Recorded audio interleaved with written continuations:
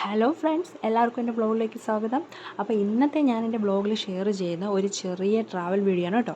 അപ്പോൾ നമ്മുടെ family members എല്ലാവരും കുറേ നാളുകൊണ്ടേ പ്ലാൻ ചെയ്യുന്നു നമുക്ക് എല്ലാവർക്കും കൂടെ എവിടെയെങ്കിലും ഒരു ട്രിപ്പ് പോകാമെന്ന്. അങ്ങനെ നമ്മൾ പോകാൻ തീരുമാനിച്ച സ്ഥലമായിരുന്നു കൊല്ലം ജില്ലയിലെ മണ്ടൂർ തുരുത്തും സാമ്പ്രാണിക്കൊടി. അപ്പോൾ എന്താ പറയുക, വളരെ നല്ല ഒരു എക്സ്പീരിയൻസ് ആയിട്ടുള്ള സ്ഥലമായിരുന്നു മണ്ടൂർ തുരുത്തും സാമ്പ്രാണിക്കൊടിയും. അപ്പോൾ നമ്മൾ ഏകദേശം ഒരു 8-8:30 ആയപ്പോൾ നമ്മൾ മണ്ടൂർ തുരുത്തിലെത്തി.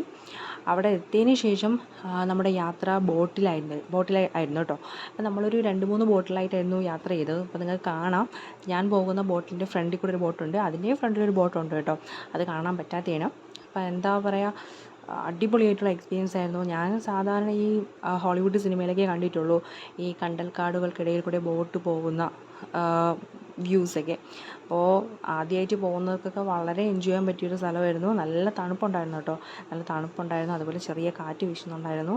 വളരെ നല്ലൊരു എക്സ്പീരിയൻസ് ആയിട്ടുള്ള സ്ഥലമായിരുന്നു. പിന്നെ ഒരു ഏകദേശം എല്ലാവരും പോകുമ്പോൾ മാക്സിമം ഒന്ന് ഈവനിങ് അല്ലെങ്കിൽ ഒരു രാവിലെ ഒരു 7 മണിക്കോ 7:30 എത്തുന്ന സമയത്ത് പോകാൻ ശ്രമിക്കുക കേട്ടോ.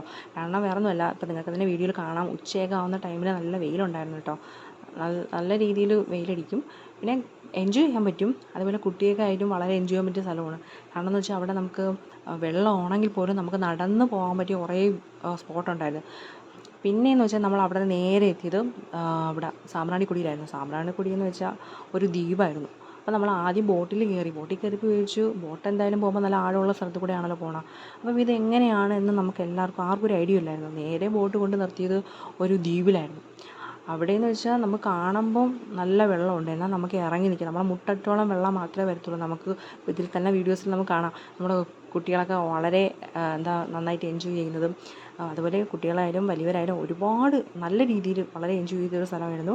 അപ്പോൾ ഇതേപോലുള്ള വീഡിയോസ് ഇനിയും വരുന്നതാണ്. എല്ലാവരും എന്നെ സപ്പോർട്ട് ചെയ്യണം. അപ്പോൾ ഇനി മാക്സിമം ഈ സ്ഥലത്ത് പോകാൻ ആഗ്രഹിക്കുന്നത് മാക്സിമം ഈവനിങ് പോകാൻ ശ്രമിക്കുക. എന്തായാലും ഇന്നത്തെ വ്ളോഗിൽ ഇത്രയേ ഉള്ളൂ. Okay, by.